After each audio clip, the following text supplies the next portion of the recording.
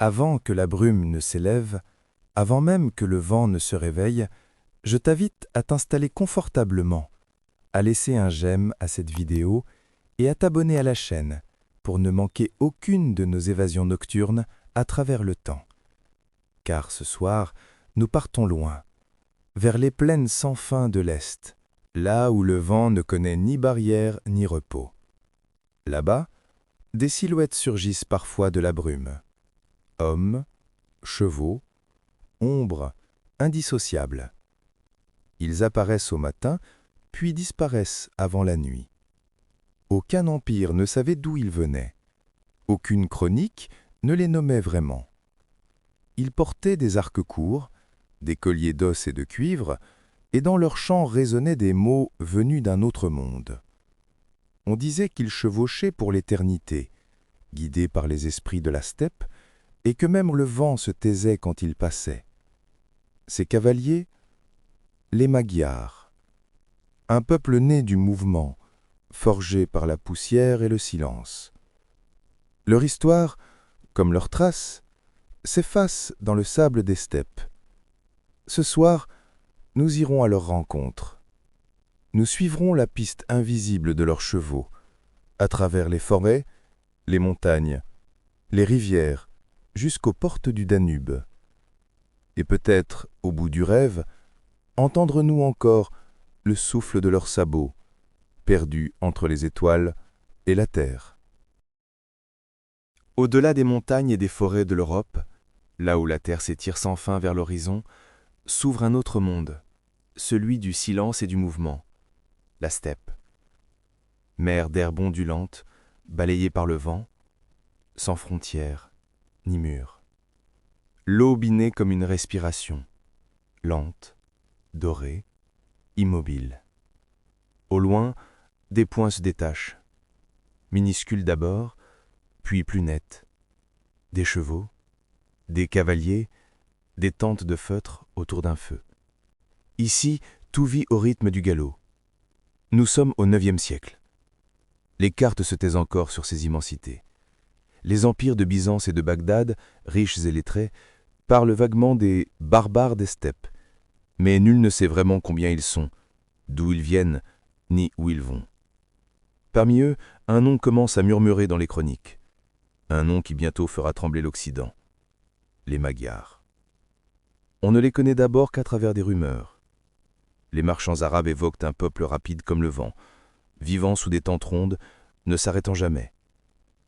Les scribes byzantins notent la présence d'étranges archers montés qui disparaissent avant qu'on ne les voie vraiment. Et dans la steppe, ceux qui croisent leur route ne gardent qu'un souvenir. Un nuage de poussière, le son des sabots, et ce chant guttural venu d'un autre âge. Leur vie est tissée de gestes simples et anciens. Au matin, le feu s'allume dans la yourte, on aiguise les flèches, on tresse les crins de chevaux, les enfants imitent le galop, les anciens racontent les rêves de la nuit. Tout se fait dans le mouvement, car rester, c'est mourir. Chaque tribu a son nom, son chef, ses totems, mais tous partagent la même manière d'habiter le monde, en marche entre ciel et terre. Le cheval est leur compagnon, leur abri, leur prolongement. Un enfant magyar apprend à monter avant de marcher. Hommes et femmes vivent au rythme du troupeau. L'arc court, taillé dans le bois et la corne, est leur arme, leur voix, leur survie. Et quand le soir tombe, les plaines s'emplissent de chants lents portés par le vent. Prière à la steppe, à la pluie, aux ancêtres. Des mots venus d'un monde plus ancien que leur voyage. Les chroniques disent peu d'eux, mais leurs gestes racontent tout. Ils savent lire le ciel, écouter le souffle de la terre, suivre la trace invisible des troupeaux. Pour eux, le monde n'a pas de frontières, seulement des saisons, des routes et des songes.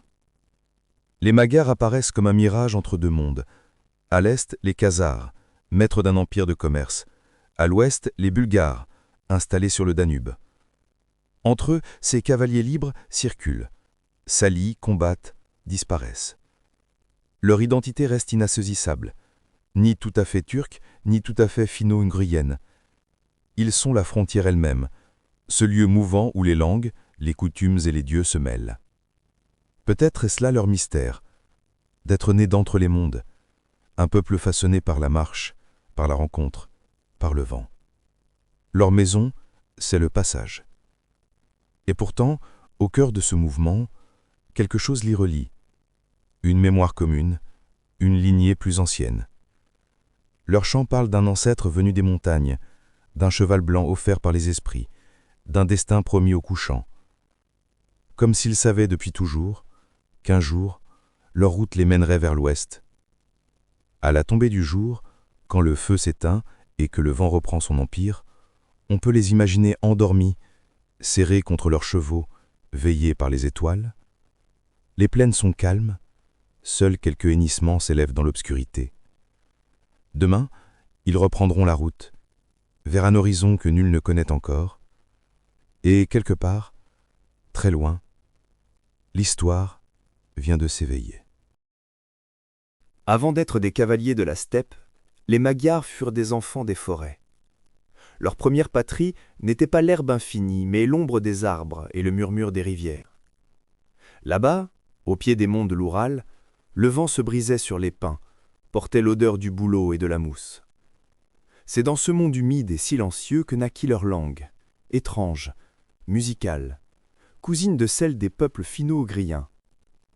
Les linguistes y entendent encore des échos du Nord, des mots pour dire la neige, la rivière, la forêt, le renne. Avant d'apprendre à galoper, leurs ancêtres marchaient dans les bois, chassaient, pêchaient, vivaient au rythme des saisons. Leur monde était celui du silence et de la patience. Puis, lentement, les migrations les menèrent vers le sud.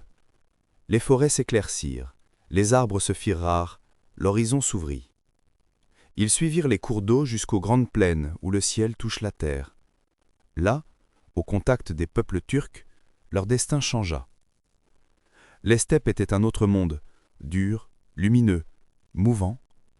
Pour y survivre, il fallait apprendre à vivre sur le dos du cheval, à lire le vent, à comprendre la logique du troupeau et de la distance.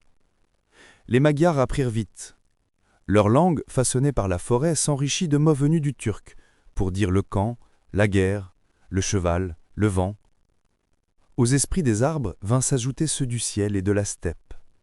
Les tambours chamaniques changèrent de rythme, plus rapides, plus vastes, comme le souffle du galop.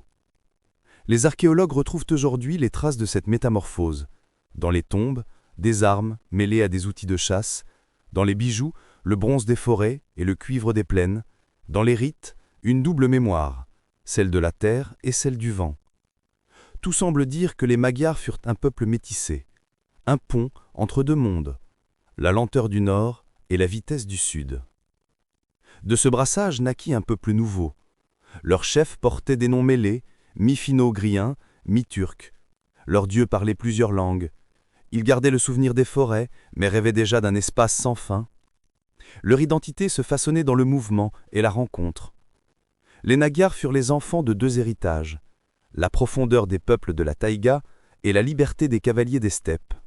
Deux souffles unis dans une même manière d'exister, ni tout à fait sauvage, ni tout à fait conquérante, mais intensément vivante.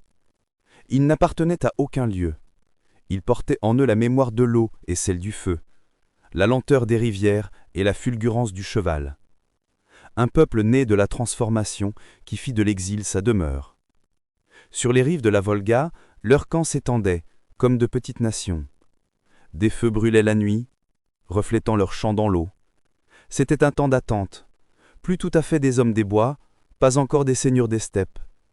Mais dans leurs rêves, la plaine les appelait déjà. Ils savaient que leur avenir se trouvait là-bas, vers l'ouest, là où l'horizon n'a plus de fin. Ainsi naquirent les Magyars que l'histoire retiendra. Enfants de la forêt devenus cavaliers du vent, héritiers de deux mondes, unis dans un même souffle. Le vent des steppes ne souffle jamais seul. Il porte les rumeurs, les cris, les promesses. Et dans ces plaines où les peuples se croisent comme des nuages, aucun destin ne s'écrit sans alliance ni trahison. Pour les Magyars, le temps de l'errance libre touche à sa fin. Commence celui des pactes et des combats. Ils ont quitté les forêts depuis longtemps déjà. Leur monde, désormais, est celui du grand espace. Les rivières immenses, les campements dressés à la hâte, les troupeaux qui suivent la course des saisons. Mais dans cet océan d'herbe, nul ne vit seul. À l'horizon se tiennent d'autres cavaliers, les Khazars, maîtres d'un empire mouvant, tissé de routes commerciales et de tribus soumises. Les Magyars croisent leurs regards, puis leur épée. Au début, ils deviennent leurs alliés. Les Khazars, peuple de marchands et de guerriers, voient en eux des auxiliaires précieux. Les Magyars apprennent auprès d'eux l'art de la guerre nomade, les formations en cercle, la feinte du repli, la vitesse qui devient stratégie. Leur arc court, déjà redoutable, se perfectionne. Leur cheval devient une arme à part entière, dressée pour le silence, la ruse, la résistance. Ils apprennent aussi à commercer, à écouter les langues étrangères, à lire les signes du pouvoir. Dans les tentes du Khan, les chefs magyars découvrent un autre monde, celui des empires. Mais les alliances, dans la steppe, ne durent jamais. Elles naissent du besoin, meurent de la fierté. Les Magyars grandissent, se renforcent, s'unissent. Peu à peu, ils cessent d'être des serviteurs et deviennent des rivaux. Leurs chefs, les Védis, Almos, Arpad, rêvent d'indépendance. Ils ne veulent plus servir le trône des Khazars, mais bâtir leur propre trône. Un murmure court dans les camps. Il est temps de partir. Alors, la guerre éclate. Non pas une guerre franche, mais une suite d'escarmouches, d'attaques nocturnes, de fuites et de retours. Les Magyars se battent comme ils vivent, rapides, insaisissables, portés par le vent. Ils frappent, disparaissent, réapparaissent ailleurs. Leur force n'est pas dans le nombre, mais dans le mouvement. De ces luttes naît une conscience nouvelle. Pour la première fois, ils se pensent comme un peuple uni, non plus une mosaïque de tribus, mais une même flamme. Les Védis tentent de les rassembler, de leur donner un destin commun. Puis vient Arpad, plus jeune, plus audacieux, dont le nom résonne encore dans la mémoire des Hongrois. Sous sa bannière, les cavaliers se reconnaissent. Ils ne sont plus seulement des survivants, mais des héritiers. Leur chant parle désormais d'un avenir, non d'un refuge. Leur société s'organise. Des chefs deviennent princes, des guerriers deviennent conseillers. Les femmes tissent les étendards. Les chamans invoquent les esprits protecteurs avant les batailles. Chaque victoire nourrit la légende. Chaque défaite renforce la cohésion. Ils apprennent à survivre ensemble et à rêver ensemble. Pourtant, au-delà des frontières visibles, d'autres peuples se lèvent. Les Bulgares, les Péchénègues, les Russes. Tous convoitent les mêmes routes, les mêmes pâturages. Les alliances changent, les menaces se multiplient. Les Magyars comprennent que leur salut ne se trouve plus ici, dans cette zone de tempête, mais ailleurs, plus loin, là où la terre est encore vierge de leurs pas. Alors, au cœur du tumulte, naît une idée. Partir. Chercher une nouvelle patrie. Un lieu où le vent serait leur allié, non leur juge. Le peuple se met en marche, mais pas encore vers la fuite, plutôt vers une promesse. Les chevaux s'impatientent, les tambours résonnent, les esprits sont consultés. Tout semble annoncer une traversée à venir. Dans le crépuscule des steppes orientales, le feu des Magyars brûle haut, vacillant, prêt à se déplacer. Le vent le sait, la terre aussi. Un peuple est sur le point de franchir le seuil de son destin. Les cavaliers du néant vont bientôt devenir les voyageurs de l'Ouest. Et dans la nuit qui s'épaissit, Arpad, fils du vent et des forêts, lève les yeux vers les étoiles. Le chemin s'ouvre devant lui. Il ne reste plus qu'à le suivre. Il y a dans la vie des peuples un moment où l'horizon devient un appel, où la terre natale, familière mais épuisée, semble murmurer « pars ».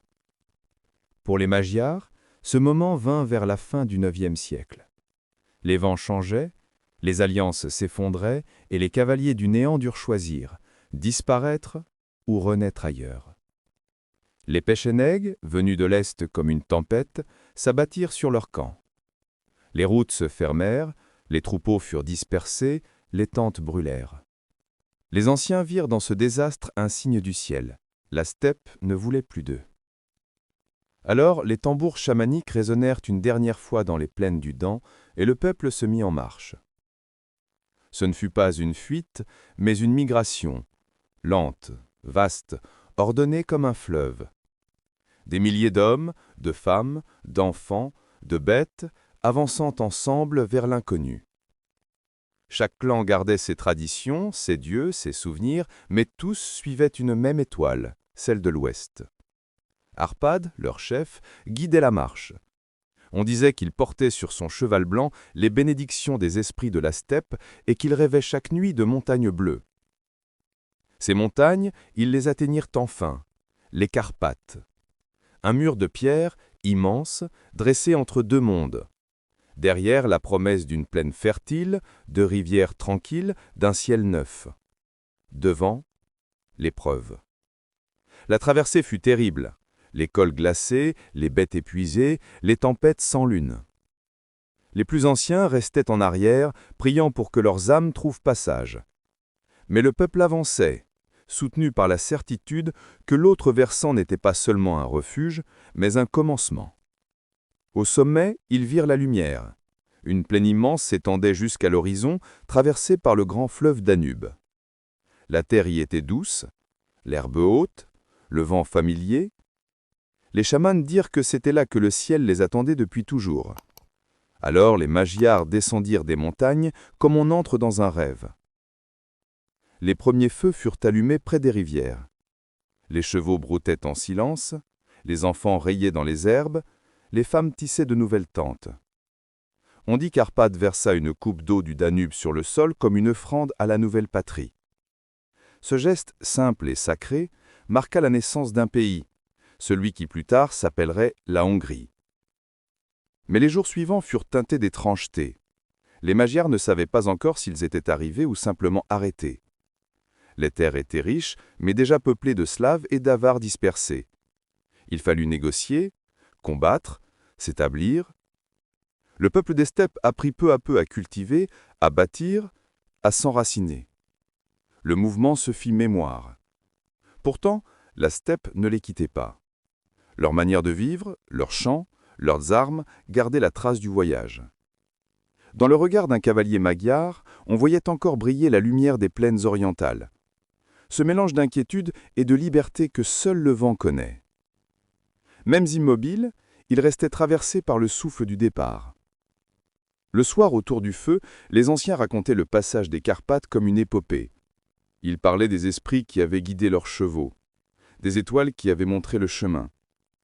Et quand le silence revenait, on entendait au loin, porté par la brume, un écho de sabots, comme si les ancêtres, restés de l'autre côté du monde, continuaient à galoper à leur côté. Ainsi s'acheva la grande migration. Les Magyars avaient quitté les steppes, mais les steppes ne les avaient jamais quittées. Ils avaient perdu la poussière du vent pour gagner la douceur des rivières, abandonné le néant pour une terre. Mais dans le cœur de chacun brûlait encore la certitude que l'exil est une forme d'appartenance. Le peuple errant venait de trouver son horizon, et le Danube, désormais, porterait leur reflet. Ils étaient arrivés. Installés dans la vaste plaine du Danube, les Magyars croyaient peut-être que le voyage touchait à sa fin. Mais pour le reste du monde, leur histoire ne faisait que commencer. Un matin, dans les chroniques occidentales, un nom inconnu surgit soudain. Hungary, Hongorie, Magyars. Des cavaliers venus de nulle part, rapides comme l'ombre, insaisissables comme le vent. Les scribes, dans leur monastère, tremblaient en traçant leurs lettres. Ils ne savaient rien d'eux sinon ceci: là où ils passaient, les cloches se taisaient et les villages brûlaient. Les Magyars apparaissaient comme surgis du néant, sans prévenir. Ils chevauchaient à la frontière du monde chrétien, dans les brumes de l'aube, frappant, disparaissant, revenant ailleurs. Leur guerre était une danse, précise, silencieuse, redoutable.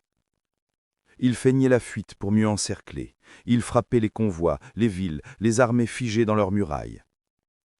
Face à eux, les chevaliers d'Occident engoncés dans leur armure semblaient de pierre. Les Magyars, eux, étaient de vent. L'Europe médiévale, pétrie de symboles et de peurs, ne pouvaient les comprendre. On les crut envoyés du diable, messagers de la colère divine. Leur venue rappelait aux moines les versets de l'Apocalypse. Des cavaliers s'élèveront de l'Est, et leur souffle sera de feu. Dans les villages, on murmurait qu'ils ne dormaient jamais, qu'ils disparaissaient dans la brume comme des esprits.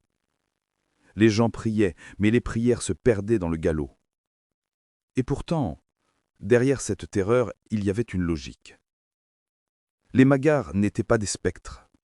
Ils étaient un peuple en quête de survie. Leur royaume encore jeune devait s'affirmer, se nourrir, se défendre. Les raids n'étaient pas que des pillages, mais une stratégie, une manière d'exister dans un monde qui ne leur laissait pas de place. Ils frappaient pour être vus, pour être comptés, pour être craints. De l'Allemagne à l'Italie, de la Suisse à la France, leurs incursions laissèrent une trace de feu et de poussière. Mais partout aussi, une fascination. Car ces cavaliers venus de l'Est semblaient incarner une liberté perdue, celle du mouvement, de la ruse, du souffle. Là où l'Europe se figeait dans ses forteresses, les Magyars rappelaient que la terre pouvait encore être traversée. Ils étaient à la fois le cauchemar et le rêve du monde sédentaire. Pourtant, cette danse de guerre avait un prix. Peu à peu, les royaumes se réorganisèrent. Les armées se firent plus solides, les pièges plus nombreux. Et un jour, en 955, sur les bords du Lech, près d'Augsbourg, la tempête s'arrêta. Ce fut une défaite.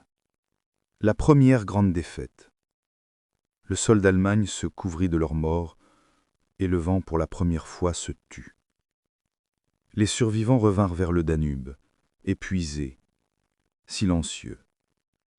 Ils comprirent que le temps des raids touchait à sa fin, que le vent devait apprendre à s'enraciner. Mais cette défaite n'était pas la fin. Elle fut au contraire un seuil. Car les Magyars, peuple du mouvement, savaient lire les signes. Ils avaient compris que pour durer, il ne suffisait plus de chevaucher. Il fallait bâtir. Alors, dans le calme revenu, les tambours se turent, et on commença à parler d'un royaume, d'une terre à protéger, non à traverser. Le vent allait devenir pierre, et les cavaliers du néant allaient peu à peu devenir les gardiens d'un pays. Mais dans le regard d'Arpad, ou de ceux qui vinrent après lui, brillait encore un éclat ancien, le souvenir des plaines, le goût du galop, et ce secret murmuré par les ancêtres, que même lorsque le peuple s'arrête, le vent, lui, ne s'arrête jamais. Après le tumulte vient toujours le silence, celui des plaines, celui des fleuves, celui des peuples qui se souviennent. Les Magyars, fatigués par des années de chevauchée et de bataille, déposèrent enfin les armes. Le vent des steppes soufflait encore en eux, mais il portait désormais un autre message. Il est temps de bâtir. La défaite du Lechfeld, en 955, ne fut pas seulement un échec militaire. Ce fut une révélation. Les cavaliers comprirent que le monde autour d'eux avait changé, que les royaumes, les forteresses, les églises formaient un autre ordre, plus stable, plus durable. Et s'ils voulaient continuer à exister, ils devraient eux aussi apprendre à durer. Alors, lentement, les Magyars se sédentarisèrent. Ils plantèrent des villages dans les plaines du Danube, tracèrent des champs, bâtirent des maisons de pierre. Le cheval, jadis symbole de fuite et de guerre, devint compagnon de labeur, gardien des récoltes. Les routes de guerre se transformèrent en routes de commerce. La steppe, jadis infinie, prit forme humaine, celle d'un pays. Sous la lignée d'Arpad, une nouvelle autorité s'imposa. Les chefs des tribus se rassemblèrent, prêtèrent serment à un prince. Un royaume prit naissance, fragile encore, mais porteur d'avenir. Et à sa tête, un homme qui allait achever la transformation. Étienne, le premier roi des Hongrois, couronné vers l'an 1000. Étienne fit entrer le peuple dans la lumière du christianisme. Il bâtit des églises, fonda des lois, organisa les terres. Les anciens rites chamanistes reculèrent peu à peu, remplacés par les prières latines, les cloches, les manuscrits. Mais, au fond des villages, dans le cœur du peuple, la vieille foi de la steppe ne disparut jamais tout à fait. Elle se mêla simplement à la nouvelle, comme le vent à la pierre. Un peuple ne se renie pas, il se transforme. Ainsi, les Magyars devinrent hongrois. De cavaliers errants, ils devinrent bâtisseurs. De spectres des chroniques, ils devinrent voisins, alliés, souverains. Les empires qui les craignaient commencèrent à les respecter. Sur la carte de l'Europe, un nouveau royaume s'inscrivit. Stable, puissant, mystérieux encore, mais désormais ancré. Pourtant, dans le souffle du soir, quelque chose demeurait. Une mémoire, un battement ancien. Le peuple du vent ne pouvait oublier d'où il venait. Dans les chants, dans les contes, dans les symboles, la steppe survivait. Le cheval blanc, les arcs suspendus, les tambours du chaman, l'arbre du monde. Les Hongrois bâtissaient des cathédrales, mais leurs rêves restaient nomades.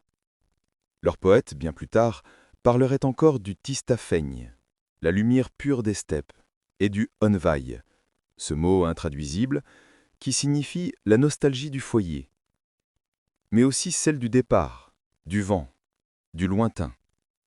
Comme si, même enracinés, les descendants d'Arpad gardaient au fond d'eux la douleur douce d'un peuple qui a trop voyagé pour oublier le mouvement.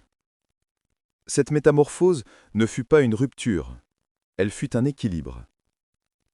Les Magyars apprirent à tenir entre leurs mains deux mondes, celui de la poussière et celui de la pierre, celui du chaman et celui du prêtre, celui du vent et celui du mur. Et dans cet équilibre fragile, ils trouvèrent leur force. Au bord du Danube, quand le soir tombe et que les cloches répondent aux étoiles, on dit qu'on peut encore sentir dans l'air le frôlement d'un galop ancien. Comme un souvenir ou un souffle, venu d'un temps où le monde n'avait pas de frontières. Le peuple s'est arrêté, oui. Mais, dans le silence du royaume, le vent, lui, continue de passer. Avant les cloches, avant les églises, les Magyars parlaient au ciel. Leurs prières n'étaient pas des mots, mais des souffles. Elles montaient dans la nuit comme la fumée d'un feu, se perdaient dans les étoiles et revenaient sous forme de vent. Car pour eux, tout vivait. La terre, l'eau, le feu, le cheval, même la poussière du galop. Le monde n'était pas séparé entre visible et invisible. Il n'y avait qu'un seul souffle, un seul grand esprit qui traversait toute chose. Leur ancienne foi n'avait pas de temple. Ses autels étaient les collines, les rivières, les troncs d'arbres. Ses prêtres étaient les chamans, les taltos, hommes ou femmes choisis dès la naissance, marqués par la foudre, capables de voir au-delà des songes. Ils parlaient avec les esprits, guérissaient les malades, guidaient les chefs. Leur voix, dit-on, pouvait faire trembler le vent. Au centre de cette vision du monde se dressait l'arbre du monde, le Vilakfa. Ses racines plongeaient dans le royaume des morts, son tronc appartenait aux hommes, et sa cime touchait le domaine des dieux.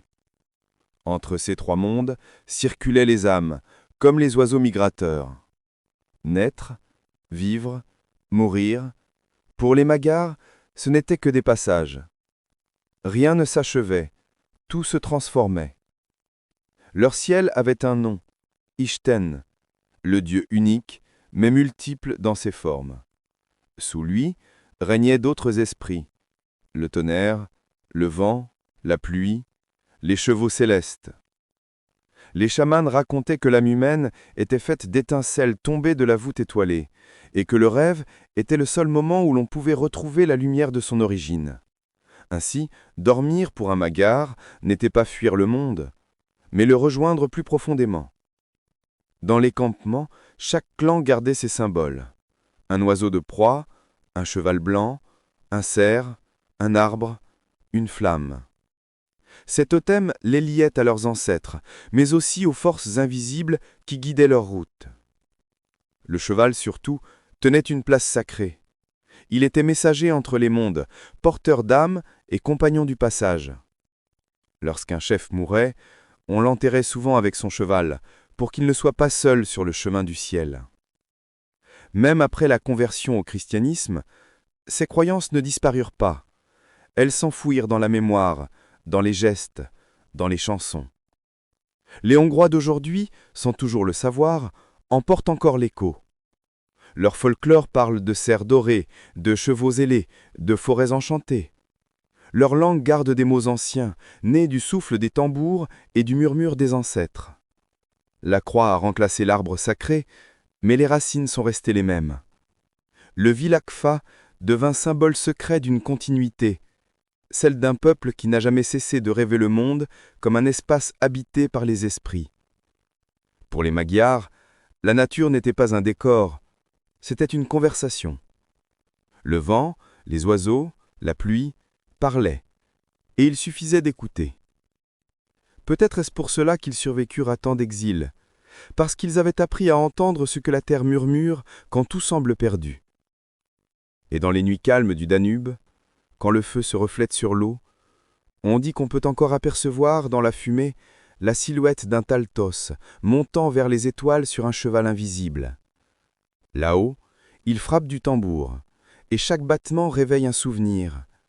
Les dieux, les rêves, les symboles, tout cela n'est pas du passé, mais une langue que le vent n'a jamais cessé de parler. Il est des peuples que l'histoire écrit d'une seule main, et d'autres qu'elle dessine à travers le regard des autres. Les Magyars appartiennent à ces derniers. Leur image, longtemps ne fut pas celle qu'ils avaient d'eux-mêmes, mais celle que les autres gardaient de leur passage. Un écho, un frisson, une ombre dans la lumière. Les premiers à parler d'eux furent les Byzantins. Dans leurs chroniques, ils apparaissent comme des alliés incertains, tantôt mercenaires fidèles, tantôt ennemis imprévisibles. Les empereurs de Constantinople voyaient en eux une force du destin. Des cavaliers surgis du nord, guidés par des dieux inconnus.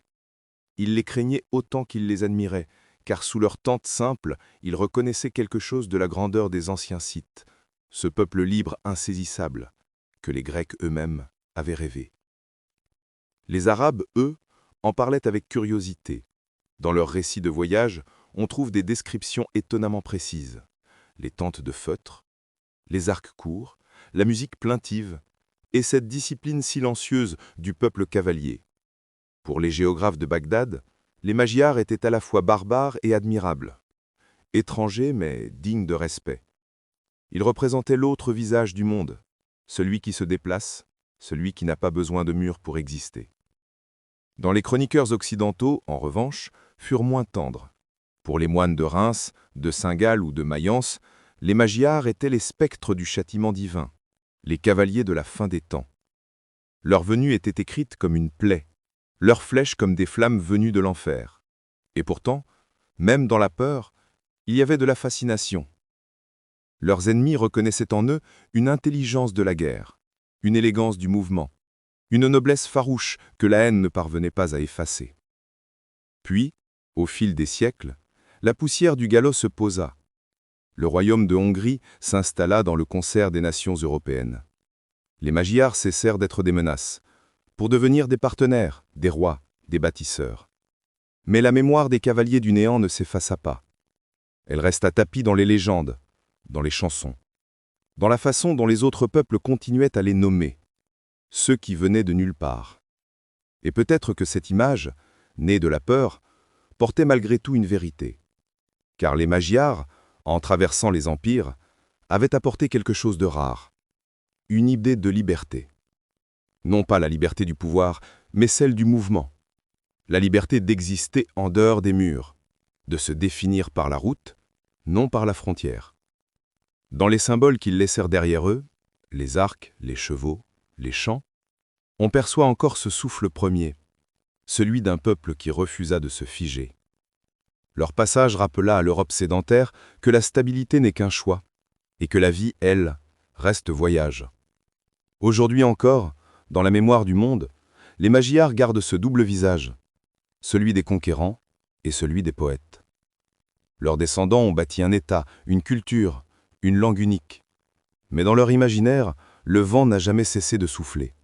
Dans leur musique, dans leur danse, dans leur langue au rythme singulier, résonne encore l'écho de la steppe, le battement profond d'un peuple qui se souvient d'avoir été libre avant d'être roi. Et si les chroniques les ont souvent peints comme des spectres, c'est peut-être parce qu'ils rappelaient à chacun une vérité ancienne, qu'aucun mur, aucune frontière, aucune foi ne peut emprisonner le vent. La nuit tombe sur la plaine. Un vent léger traverse les herbes, faisant frissonner l'horizon. On dirait qu'il cherche encore les traces d'un galop ancien, le souffle d'un peuple disparu, le murmure des sabots des Magyars. Le temps, ici, semble ne pas exister. Les siècles s'effacent comme la poussière après la course. La terre garde pourtant mémoire de ceux qui l'ont traversée, leur feu, leur voix, leurs chants. Les rivières chuchotent encore leurs noms, et les étoiles, dit-on, connaissent la route qu'ils ont suivie. De peuples errants, ils sont devenus royaumes, de cavaliers, bâtisseurs. Ils ont planté des croix, élevé des pierres, et appris à écouter le silence autrement.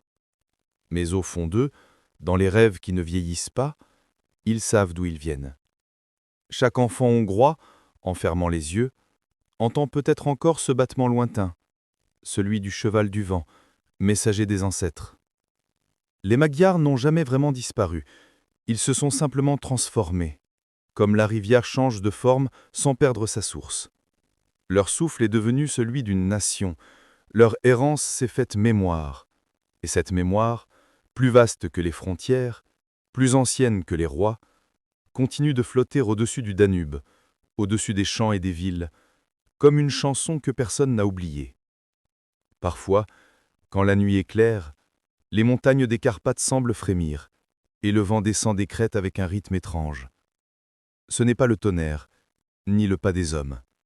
C'est une réminiscence, un appel ancien venu de la steppe, où le monde était encore jeune et les dieux proches.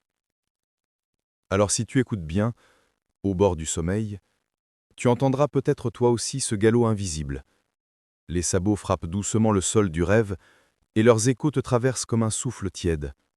Ils ne portent ni guerre ni peur, seulement la promesse d'un horizon sans fin. Les peuples passent, les empires s'effondrent, mais le vent, lui, ne meurt jamais. Il se souvient de tout, des arcs tendus vers le ciel, des tentes blanches, des chevaux au galop, des visages tournés vers l'aube. Il emporte ses souvenirs comme des graines, et les sème dans la mémoire des hommes. Ainsi s'achève le voyage. Les cavaliers du néant s'éloignent dans la brume, leurs ombres se confondent avec le crépuscule. Mais leur légende, douce et lointaine, continue de hanter la steppe et les rêves. Et si tu tends l'oreille, avant de t'endormir, tu comprendrais que le silence lui-même a un battement, celui des sabots des anciens, perdus entre les étoiles et la terre.